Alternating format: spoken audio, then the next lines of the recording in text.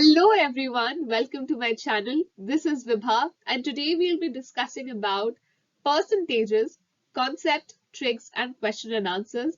So this is my first video of the Mathletics series.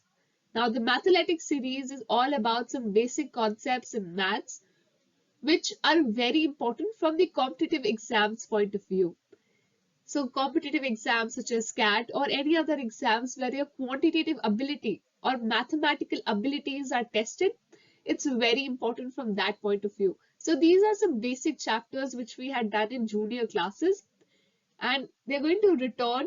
We need some logic to solve them and definitely tricks and shortcuts which I'm going to share with all of you. So there, you can see this question on your screen where there is a person A who scores 50 marks in an exam and a person B who scores 80 marks. So the question is, who is a better performer between A and B? Now, a person who does not know percentages will say that B is definitely a better performer than A. So B is a better performer than A. Yes, it's very obvious. B has scored 80 marks and A has scored 50 marks. The difference is of 30 marks. B has scored 30 marks more than A. But now, a person who is learning percentages or is aware about percentages will ask, how much did A score exactly out of? Now, say A and B. A scores 50 marks in an exam where the total or maximum marks is 60 and B scores 80 in an exam where the total marks is 100. Say they were from different schools or colleges and their marking scheme was different. Now if we calculate the percentage, this comes to 83.33% and B gets 80%. Now see how the sides have flipped. A becomes a better performer than B. So A has basically won the cup because he scores 83.33 and B scores 80%. So with that, let us delve deeper into the concept of percentages.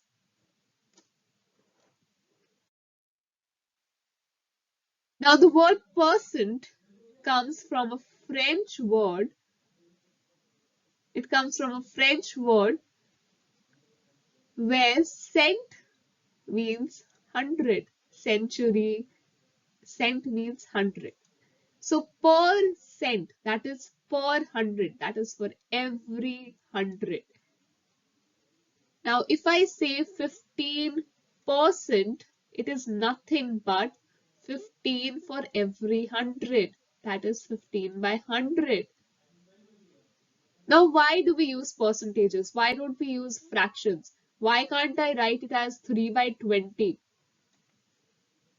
Because it helps in easier comparison of fractions. As you can see this example where I've taken 3 by 4 and 2 by 5. 3 by 4, if I have to convert it into a percent, I'll simply do 3 by 4 into 100. So that comes to 75%. And 2 by 5 into 100, that comes to 40%. Now we can compare that 3 by 4 is greater than 2 by 5. That is 3 by 4 is greater than 2 by 5. Now if I had been provided only with 3 by 4 and 2 by 5 and I'm not aware about percentages, then it would be a very tedious task where we'll have to first take 4, then 5, then make the base same and then compare. But with percentages, the base is 100 for both and it becomes so much easier to compare them. Now, percentages can also be represented as decimal fractions, that is equivalent to a proportion of the original quantity. So 80%, if I have to convert it to decimal, all I'll have to do is 80 by 100, that comes to 0.8.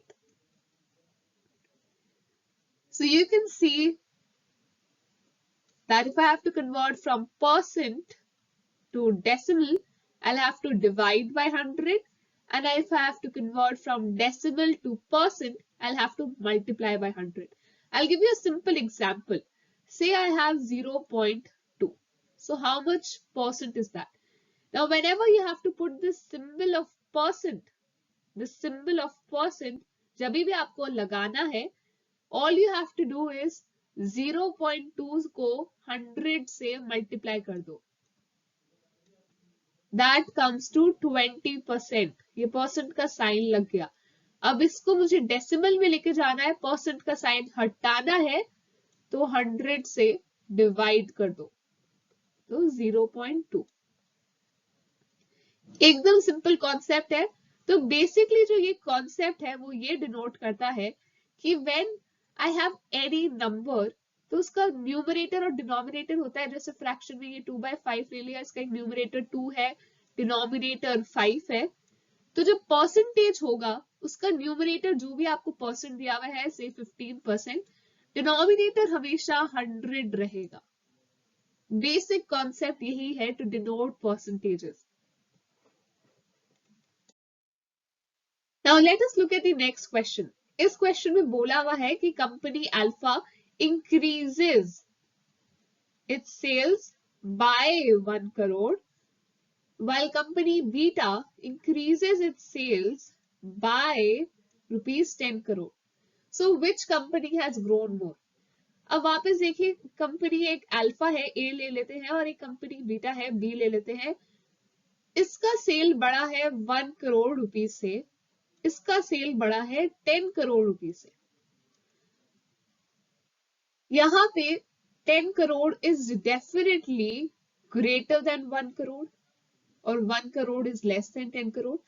सो अगर अब ये concept आ रहा है जो हम आगे और जाके डिस्कस करेंगे डिटेल्स में, the concept of absolute growth. तो अगर हम एब्सोल्यूट ग्रोथ देखें, if we see the concept of absolute growth, then absolute senses में B has grown more than A. Absolute is basically the difference between the current value and the original value. ठीक है? जो current value है और original value में difference को बोलते हैं absolute growth. तो उस basis में तो B को ज्यादा मिला है 10 करोड़ और A का 1 करोड़ ही है. But if we see percentage growth, अगर हम परसेंटेज ग्रोथ देखें तो इंफॉर्मेशन थोड़ी सी इनकम्प्लीट रह जाती है. अब चलिए, बोला हुआ है कि A का प्रीवियस ईयर टर्नओवर यानी कि sales, previous year sales A का है 1 करोड़ और B का है 100 करोड़. ए तो 1 करोड़ ही कमा रहा था लास्ट ईयर, अब उसने 1 करोड़ और बढ़ा दिया, अब वो 2 करोड़ कमा रहा है. बी 100 करोड़ कमाता था, अब वो 110 करोड़ कमा रहा है.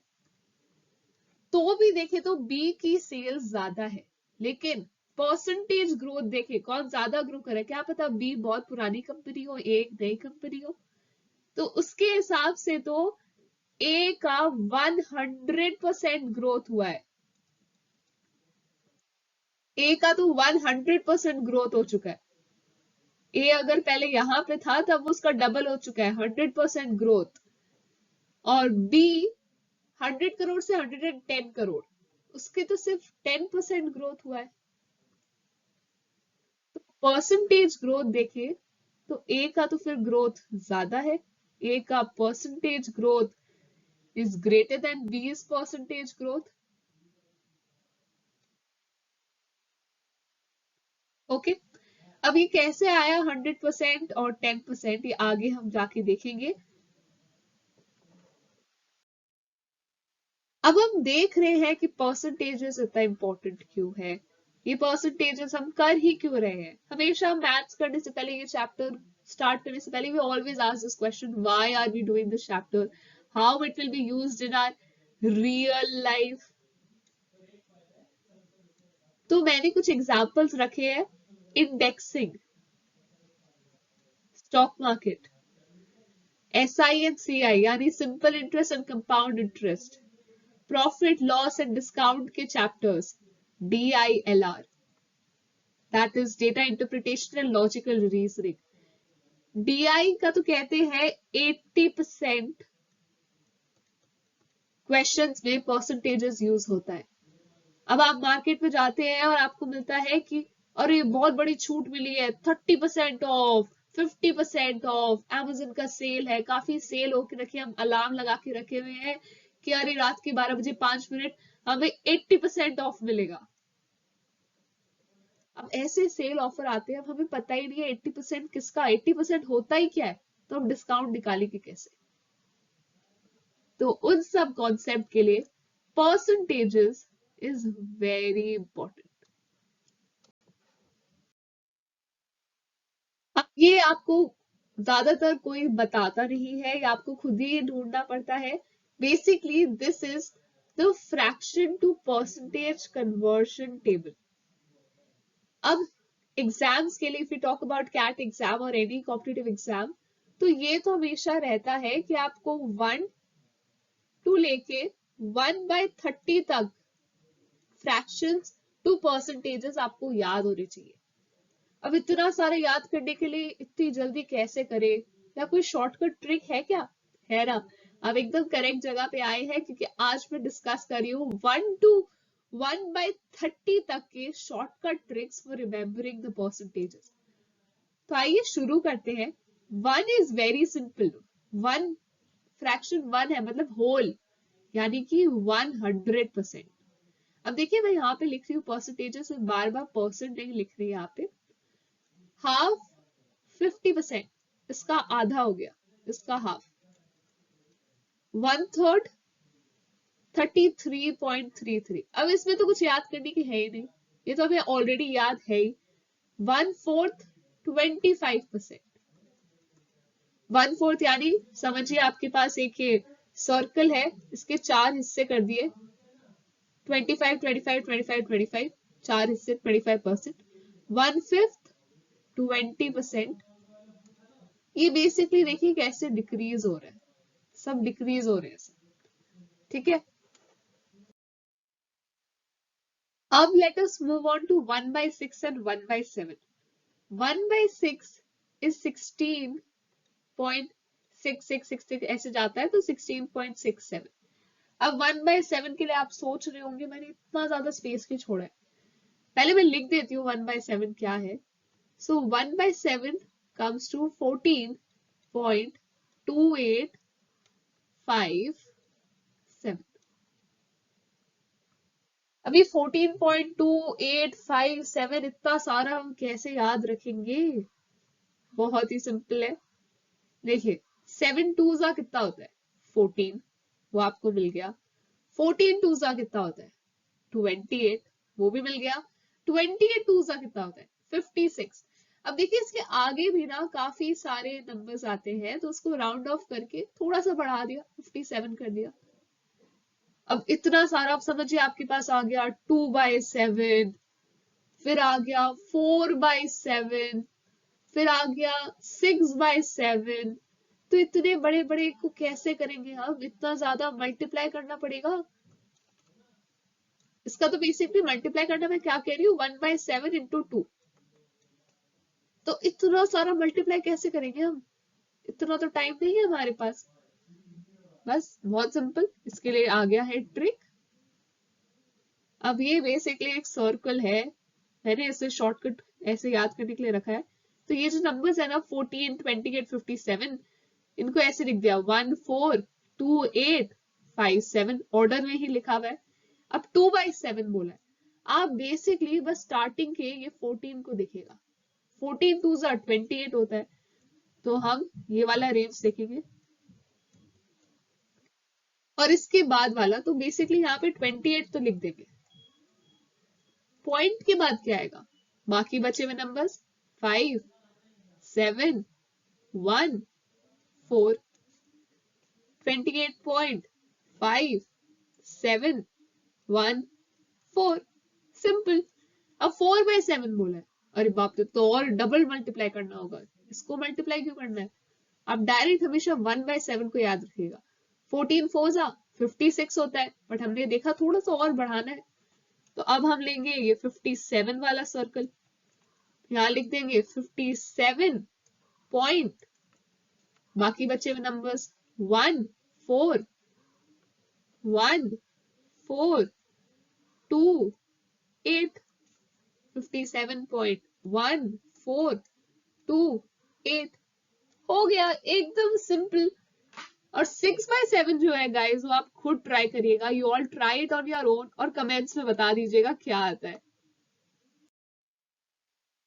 नेक्स्ट आता है 1/8। अब यहाँ से आपको इतनी याद करने की जरूरत नहीं है, ये बेसिकली 1/4 का हाफ होगा। 1/4 हमने देखा था 25% होता है, 25% का हाफ यानी 12.5। 1/9 तो मतलब सबसे अमेजिंग लगता है, और ये काफी काफी काफी इंपॉर्टेंट भी है, काफी जगह पे यूज होता है। तो 1/9 को हम कुछ नहीं करना है, 11.1111 ये ऐसे चलता रहता है, तो ये 11.11 है। 1/10 तो बहुत ही सिंपल है, 100/10 यानी 10%। अब 1/11 क्या होता है?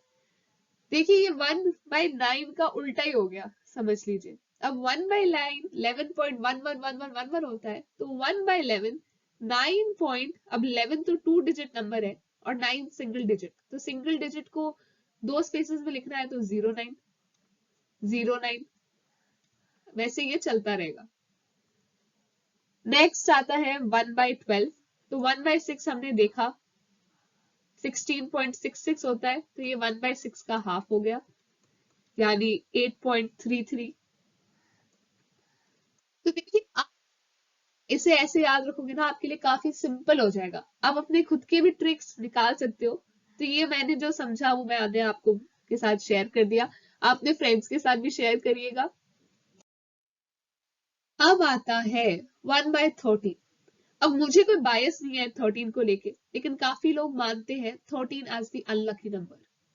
अब 13 अगर अनलकी नंबर है, तो लकी नंबर कौन सा है? मैक्सिमम लोग तो 7 ही बोलते हैं। तो इसका भी एक सिंपल सा याद करने का मेमोरी एड समझ लीजिए, 1/13। अब अनलकी को लकी करने के लिए जैसे मानते हैं, मैं जैसे मानती हूँ, if you are 1 time unlucky, then next time you are twice lucky. Lucky वाले को ले लिया, 2 बार लिख दिया, सिंपल। 7.77 1/13 होता है। अब 1/14 की तरफ जाते हैं। 1/7 हम लोग ने सीख लिया आते हैं अच्छी तरीके से, 14.2857। तो 1/14 उसका हाफ हो जाएगा, 7.1428। 1/15, 1/5 हमें पता है, उसका 1/3 हो जाएगा, 20/3 6.67। 1/8 हमने देख लिया, 1/4 का हाफ 12.5, तो 1/16 6.25। 1/17 का मेमोरी ट्रिक एकदम सिंपल, 5 याद रखना है बस, 5। और 17 5 कितना होता है? 17 5 देखते हैं, 17 इंटू 5 कितना होता है? 85। तो ये 5 17 के लिए 5 नंबर याद रखना है, 5.85। अब ये कुछ मेमोरी ट्रिक्स मुझे जो पता था मैं बता रही हूँ, आपको कुछ और अलग ट्रिक्स पता है तो प्लीज कमेंट सेक्शन में बताइएगा। सबके साथ शेयर करना ज्ञान बांटने से ही बढ़ता है। ओके, सो 1/18 का देखेंगे। अब 1/18 के लिए सिंपल है, 1/9 हमें पता है, 1/9 इंटू 1/2 हो जाएगा, दैट इज 11.11/2, यानी कि 5.55। ओके, अब ये जो 19, 20, 21 है, इनका हम साथ में निकाल सकते हैं। ये इंटरलिंक्ड है, समझ लीजिए। सबसे पहले बीच वाले का निकालेंगे, 1/20 का। 1/20 कितना आता है? 5%। 1/10 10 है, तो 1/20 उसका हाफ, यानी 5%।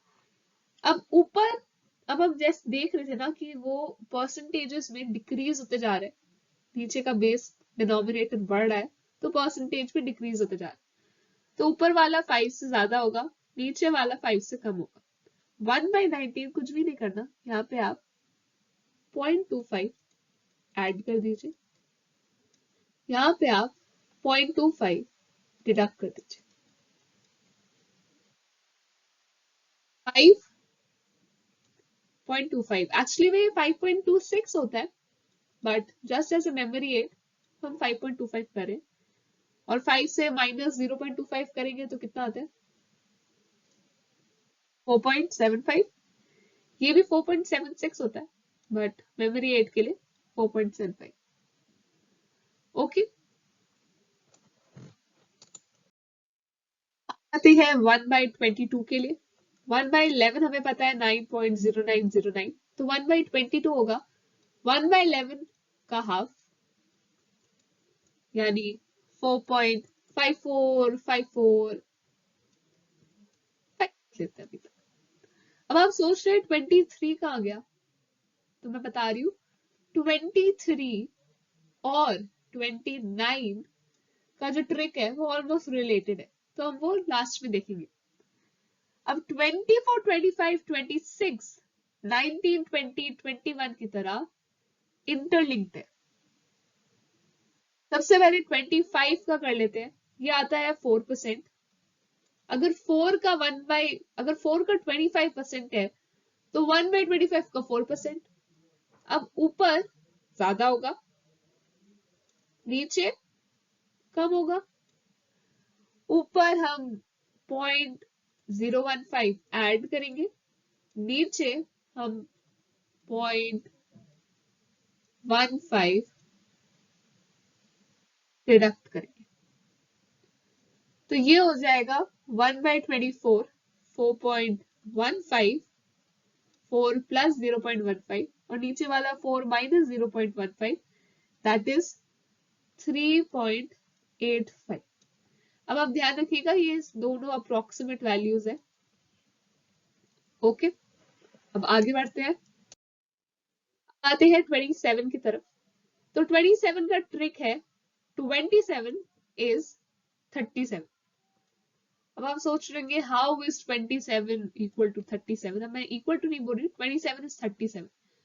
तो इसका बेसिकली लॉजिक ये है, 1/27 is equal to 3.7 and 1/37 is equal to 2.7।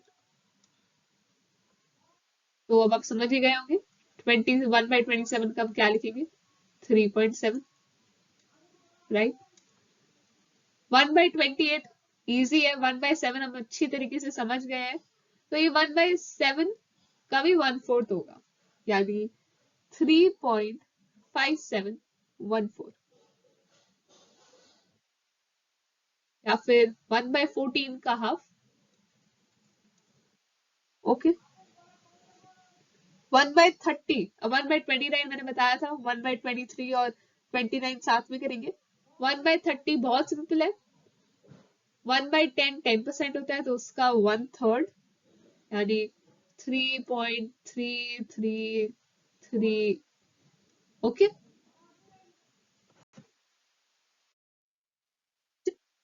1/23 और 1/29, तो इसके लिए हम देखेंगे 3 नंबर कॉन्जिक्यूटिव नंबर्स है, 3, 4, 5। ठीक है, 1/23 और 1/29। 1/23 होता है 4.35%, ये हो गया 345। और 1/29 होता है 3.45%। ओके, ये 3, 4, 5 में रिवॉल्व कर रहा है। 1/23 4.35, ये पहले आता है इसलिए बड़ा वाला नंबर 4, और 1/29 3.45%। तो अब आप देख रहे हैं हम लोग ने 10 मिनट्स के अंदर 1 to 1/30 ट्रिक्स के साथ अच्छे से समझ के कर लिया है। अब आप इसे एक दो बार रिवाइज करेंगे तो आपको ये याद भी हो जाएगा। और अब बढ़ते हैं कॉन्सेप्ट्स और सम्स की तरफ। अब हम देखते हैं ये सम 37.5% ऑफ 2400। तो हम जानते हैं 1/8 होता है 12.5%, 3/8 कितना होगा 37.5, राइट। तो 3/8 ऑफ 2400 होता है 900। अब समझिए आप एग्जाम में भूल गए 1/8 3/8 ये सब आप भूल गए, तो एक दूसरा थोड़ा सा लेंथी तरीका है बट वो भी एक शॉर्टकट ही है। आप करेंगे 37.5 को ब्रेक, 30 ये तो हमें पता है कितना होता है, 5 2.5, 30% 5% 2.5%, ये टोटल मिला के हो जाता है 37.5% ऑफ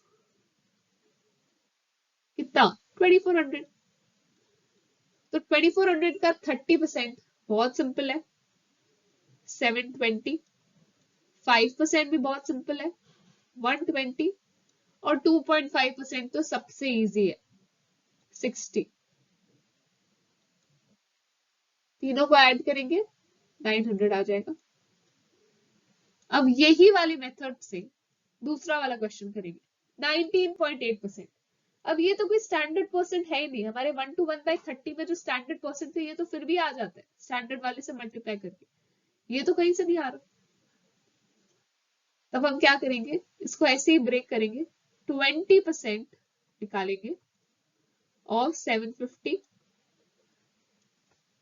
माइनस 0.2% ऑफ 750, ये हो जाएगा 19.8। तो 20% ऑफ 750 होता है 150, 0.2% ऑफ 750 होता है माइनस 1.5। ओके, डिडक्ट कर देंगे 148.5, ये हो गया हमारा आंसर। एकदम सिंपल मेथड था। आगे बढ़ते हैं। अब नेक्स्ट आते हैं हम परसेंटेज फॉर्मूला पे। ये एक बहुत ही इंपॉर्टेंट कॉन्सेप्ट है, कुछ नहीं है, ये हमने बचपन में ही सीख लिया है। Old number minus new number by old number, यानी change by initial quantity IQ से याद रख लो इनटू 100। अब इसके कुछ एप्लीकेशंस देखते हैं, कुछ क्वेश्चंस देखते हैं हम। सो परसेंटेज चेंज हम जब भी बोलते हैं ये होता है हमेशा एक मेजर्ड क्वांटिटी, ओके, एक मेजर्ड क्वांटिटी जब चेंज हो जाता है, when a measured quantity changes, तब दो तरह के चेंज हो सकते हैं, दो तरह के चेंजेस। एक होता है एब्सोल्यूट चेंज और एक होता है परसेंटेज चेंज। अभी हमने पहले एक क्वेश्चन देखा था अल्फा और बीटा की सेल्स के बारे में, एब्सोल्यूट चेंज और परसेंटेज चेंज। तो एब्सोल्यूट चेंज अब क्या होता है समझिए, मैं एक एग्जांपल देती हूँ। एक कंपनी है, उसका सेल्स पहले 2000 रुपीज था, चलिए करोड़ नहीं लेते हैं इस बार, 2000 रुपीज लेते हैं, वो बढ़ गया टू 2500 रुपीज। तब एब्सोल्यूट चेंज हमने देखा था current value minus original value, यानी कि 2500 माइनस 2500, ये हुआ हमारा एब्सोल्यूट चेंज। अब जब परसेंटेज चेंज डालेंगे तो हमने पहले देखा है चेंज बाय इनिशियल क्वांटिटी, तो ये हो गया एब्सोल्यूट चेंज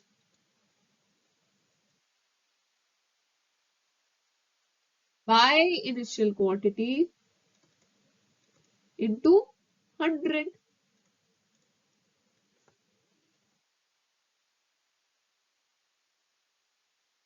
तो ये हो गया 500 जो एब्सोल्यूट चेंज आया था इधर, बाय ओरिजिनल वैल्यू कितनी थी, पहले 2000 थी, इनटू 100। अब ये कितना आता है, 25% चेंज। ओके, तो ये काफी जगह पे यूज होगा, पहले का चेंज देखने के लिए, ग्रोथ देखने के लिए। DILR में इस फॉर्मूला की काफी एप्लीकेशंस है, तो एकदम सिंपल कॉन्सेप्ट है। ओके, तो अब हम आते हैं नेक्स्ट क्वेश्चन पे। ये बहुत इंपॉर्टेंट क्वेश्चन है, कई बार आता है that X's income is 25% more than Y's income, by how much is Y's income less than X's income? और वहीं पे पास में एक और क्वेश्चन है, X's income is 40% less than Y's income, by how much is Y's income more than X's income? तो यहाँ पे पहले आता है more वर्ड, फिर लेस, यहाँ पे आता है लेस, और कितना मोर है वो ढूंढना है। ठीक है, तो पहले आप कौन से समझ लीजिए, फिर मैं ट्रिक बताती हूँ। मोर दिया हुआ है, लेस ढूंढना है। समझिए अगर y का इनकम 100 रुपीज है, तो X's income is 25% more than Y's income. तो यहाँ पे एक और कॉन्सेप्ट आ जाता है मल्टीप्लाइंग फैक्टर का। इसमें कुछ नहीं है, 25% मोर है तो 100 प्लस 25 बाय 100 ऑफ 100, ये हो जाता है 125। यानी 100 प्लस x बाय 100 इंटू 100। वही अगर कम होता 100 माइनस x बाय 100 इंटू 100, तो x की इनकम कितनी हो जाएगी, 100 प्लस x 125। तो अब पूछा है bye how much is y's income less than x's income, तो इसमें बेस हो जाएगा x का income, because it is less then x's income, तो बेस हो जाएगा x का इनकम। डिफरेंस क्या है, हाउ मच पूछा है, हाउ मच, तो इसमें डिफरेंस क्या है, 25 का। 25 डिफरेंस ले लिया और बेस ले लिया x के इनकम का। x का इनकम क्या है, 125। अब परसेंटेज पूछा है तो 100 कर देंगे, यानी 20%। ओके, और अब दूसरे क्वेश्चन में जाते हैं। X's income is 40% less than Y's income, तो अगर Y का इनकम 100 है, X का इनकम कितना होगा, ये हमने यहाँ पे देखा था 60। By how much is Y's income more than X's income, difference क्या है 40, वापस बेस X का ही होगा, because more than X's income पूछा है तो X's income base, difference bye X's income into 100, ये हो जाता है 66.67%। ठीक है,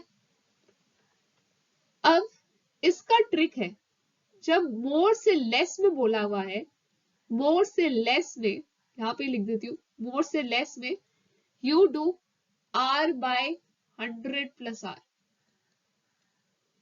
ठीक है, मोर से लेस में तो r बाय 100 प्लस r, और फिर जब पूछा है लेस से मोर में, देन यू डू r, जैसे इस केस में हो रहा है, you do r by 100 minus r,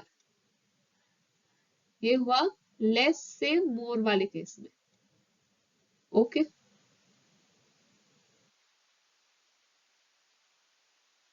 तो ये रहा ये कॉन्सेप्ट। अब एक और शॉर्टकट बता देते हैं, कई बार दिया रहता है, चलिए अगर हम इसका ही ले तो 25%, अब 25% कितना होता है, 1/4, मोर से लेस में। तो इसमें आपको कुछ नहीं करना, कि जो बेस है 1/4 उसमें +1 ऐड कर देना, यानी ये हो जाएगा 1/5। 1/5 कितना होता है, हमने किया है 20%, वही आंसर आया। बस ये एकदम सिंपल कॉन्सेप्ट है, बेस में +1 ऐड कर दो। ऑलराइट, अब दूसरे क्वेश्चन की तरफ चलते हैं। नेक्स्ट क्वेश्चन में हमसे पूछा है कि if the price of rice is increased by 20%,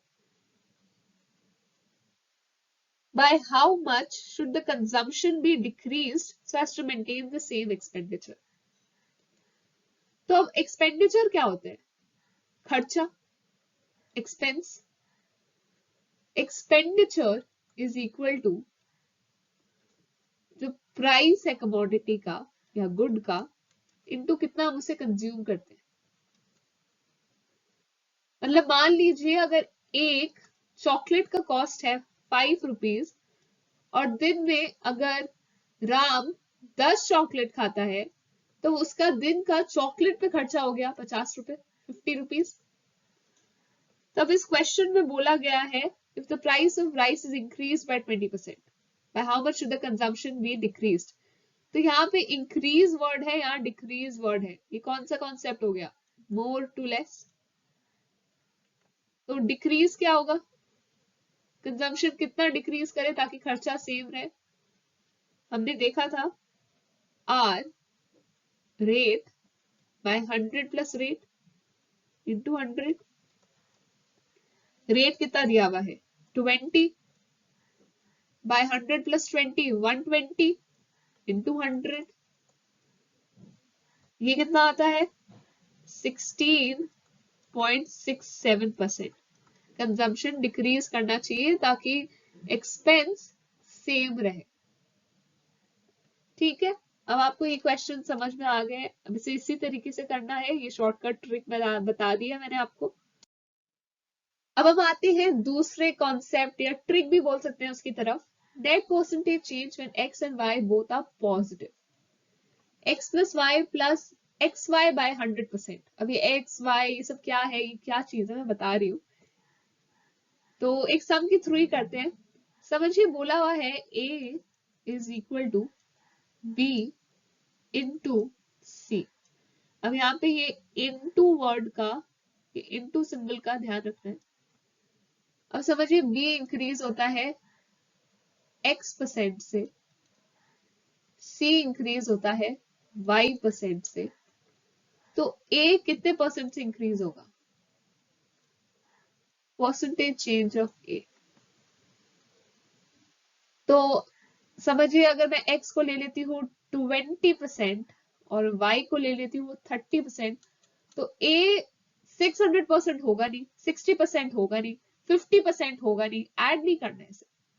ये हो गया concept of, very important concept in percentages, concept of successive change, एक के बाद एक चीज।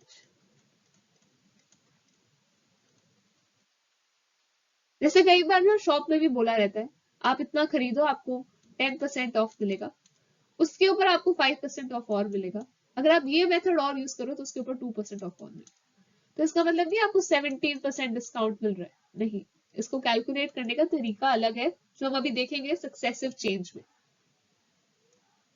तो क्वेश्चन की तरफ आ जाते हैं, 20% 30%, तो इसको फॉर्मूला में डालेंगे 20 प्लस 30 प्लस 20 इंटू 30 बाय 100, यानी 50 प्लस 6 56%। ए इंक्रीज होता है 56% से। अब ये क्वेश्चन मार्क नहीं रहा, ये हमें आ गया 56%। अब वही समझिए बोला हुआ था A to B to C change कितना है, अब ये सक्सेसिव चेंज का कॉन्सेप्ट आ गया। ए टू बी प्लस 30% हो रहा है, बी टू सी प्लस 20% हो रहा है। अब ये दो हमें पता है। अब समझिए एक और को डाल दिया, चौथे को, बी को, ये आ रहा है प्लस 10%। तो अब इसका फॉर्मूला क्या होगा? X y z, x y z by 100? बिल्कुल भी नहीं। ये काफी लोग मिस्टेक करते हैं। ये इसका फॉर्मूला नहीं है, बिल्कुल भी नहीं। इसे रबी कर दो, ये इसका फॉर्मूला नहीं है। तो इसको करने के लिए सक्सेसिवली आपको करना पड़ेगा ए टू सी, फिर C to D. Okay, A to C to D. अब ए टू सी का तो हम कर लेंगे, ये तो हमें आता है। 30 प्लस 20 प्लस 30 इंटू 20 बाय 100, यानी कि 56%। सी टू डी ये आ गया 56। अब सी टू डी बोला हुआ है 10, तो वापस दो हो गए, फॉर्मूला में डाल दीजिए। 56 प्लस 10 प्लस 56 इंटू 10 बाय 100, ये आता है 71.6%। ओके, अभी ई टू एफ भी हो सकता है, f to g, g to h. अब उसके लिए अलग ट्रिक है जो मैं आगे सब्सिक्वेंट वीडियोस में बताऊंगी, क्योंकि आज हम कॉन्सेप्ट और बेसिक्स कर रहे हैं, तो उतना हाई अभी नहीं जाते। और अगर आपको और भी काफी हाई लेवल क्वेश्चंस अगर आप चाहते हैं मैं सॉल्व करूँ, या आपके कोई क्वेश्चंस में डाउट्स हैं, तो प्लीज आप कमेंट सेक्शन में बताइएगा, या आप मेरे सोशल मीडिया हैंडल्स पे भी पूछ सकते हैं, and I try to solve it in the next video. तो चलिए चलते हैं दूसरे क्वेश्चन की तरफ। ये भी सक्सेसिव चेंज का कॉन्सेप्ट ही यूज करता है, बट थोड़ा ट्विस्ट है इसमें। Now the radius of a circle is increased by 10%. By what percentage does the circumference increase and the area increase? तो अभी मैंने साइड में आपके लिए सर्कल बना के रखा है, तो कुछ कॉन्सेप्ट्स को याद रखते हैं। रेडियस क्या था, सर्कमफ्रेंस क्या था। अब ये है हमारा रेडियस, ये है हमारा डायमीटर, ये जो फुल लाइन है ये डायमीटर है, और पाई तो बहुत ही अच्छे से याद है, पाई 22/7 फॉर सर्कल्स। चलिए थोड़े कॉन्सेप्ट्स को याद रखते हैं।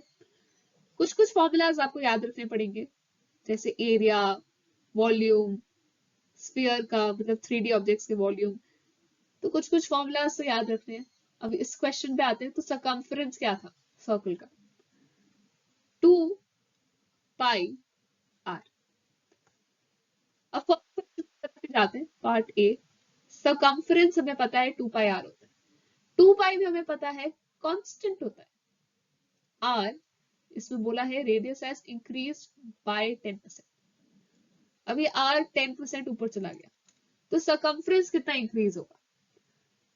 Since r increases by 10%, circumference will also increase by 10%. तो ये 10% ही इंक्रीज करेगा, इसमें सक्सेसिव चेंज नहीं यूज करना, कि यहाँ पे सिर्फ अकेला r है और ये तो कांस्टेंट है, ये बढ़ेगा तो ये भी साथ में इक्विवेलेंटली ही बढ़ेगा। नेक्स्ट पार्ट की तरफ आते हैं, एरिया ऑफ अ सर्कल। अब एरिया का फॉर्मूला क्या था? पाई आर स्क्वायर। अब पाई कांस्टेंट है, आर स्क्वायर आ गया इधर, तो इसका मतलब नहीं है 10 इंटू 10 100% इंक्रीज, या वैसे कुछ करके नहीं करना। आर स्क्वायर को हम ऐसे भी लिख सकते हैं, पाई इंटू आर। अब आर बढ़ गया है 10% से, तो आर स्क्वायर कितना होगा? 10 प्लस 10 प्लस 10 इंटू 10 बाय 100। अभी सक्सेसिव चेंज वाला जो हमने अभी देखा था, नेट परसेंटेज चेंज, वो वाला कॉन्सेप्ट हो गया। तो ये आता है 21%। तो इसका आंसर होगा 21%।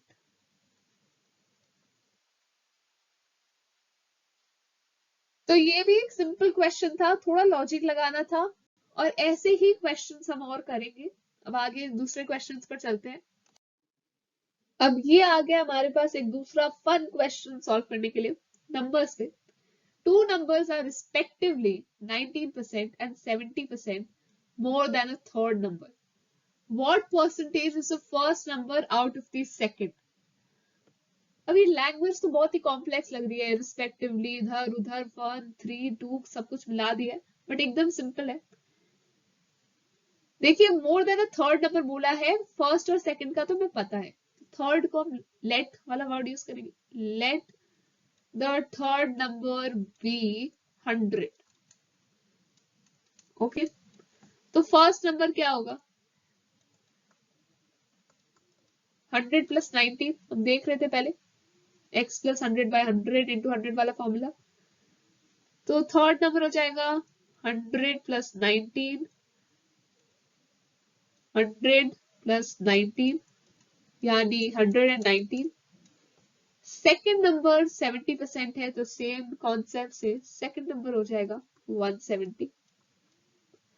What percentage is the first number out of the second? तो first number out of the second यानी फर्स्ट नंबर और उसके बेस में सेकेंड नंबर 119/170 इंटू 100। ये कितना आता है? 70% ऑफ द सेकेंड। ओके, अब इसका एक शॉर्टकट और आपको अगर मैं बताऊं तो, अब ये आ गया शॉर्टकट। तो अब हम इसका दूसरा और मेथड या शॉर्टकट देखेंगे। तो अब इसका शॉर्टकट क्या है? बहुत सिंपल है, 100 प्लस 19 यहाँ पे डायरेक्टली कर लीजिए। First number is 100 plus 19 by 100 plus 70 into 100 is equal to 70% of the second। ठीक है, तो ये क्वेश्चन भी हो गया। अब आते हैं दूसरे क्वेश्चन पे। यहाँ पे सैलरी पैसे की बातें हो रही है। Salaries of A, B and C are in the ratio 1:2:3. Salary of B and C together is rupees 6,000. By what percent is salary of C more than A? ठीक है, अब ये कोई आपस में तीन लोग ऑफिस में सैलरी की बातें कर रहे होंगे और ये नहीं पता चला है, अब हमें तो ढूंढना है। तो let A is equal to x, अब रेशियो में x की तरह ले लेंगे, तो B हो जाएगा 2x, C हो जाएगा 3x। ठीक है, 1, अब इसका रेशियो निकालेंगे तो ये 1:2:3 ही आएगा। और ये अब बोला हुआ है हमें कि salary of b and c together यानी 2x प्लस 3x इज 6,000, यानी 5x इज 6,000, यानी x इज इक्वल टू 1200। अब x इज इक्वल टू 1200 है, यानी a is equal to 1200, b is equal to 2400, c is equal to 3600। By what percent is salary of C more than A? अब C और A में difference क्या है? 2400 का, that is 3600 minus 1200 more than A। तो अब base किसका लेंगे? मोर देन A बोला है तो बेस भी A का लेंगे, 1200 इंटू 100 यानी 2400/1200 इंटू 100 यानी 200%। ठीक है, अब एक इसका भी शॉर्टकट बता देती हूँ। चलिए शॉर्टकट तो ऑल्टरनेटिव मेथड बता देते हैं। इस salary of a is equal to x, अब ए का सैलरी एक्स है तो सी का सैलरी हमें पता है 3x है, यानी कि डिफरेंस क्या हो गया? 2x बाय एक्स इंटू 100 यानी 200%। तो अगर आप लोग को इस वीडियो से कुछ सीखने को मिला, कुछ ट्रिक्स और शॉर्टकट्स एंड कॉन्सेप्ट्स अच्छे से आपके क्लियर हुए, then don't forget to like, comment, share and subscribe. अपने फ्रेंड्स के साथ भी शेयर करिएगा, क्योंकि जैसे मैंने कहा, ज्ञान बांटने से बढ़ता है और काफी मेहनत लगती है ये वीडियोस बनाने में, और बस आपका ये सपोर्ट ही रहेगा। So I just hope for it. और इस वीडियो को शेयर करिए, सीखिए, सिखाइए, and thanks for watching. See you next time. Bye.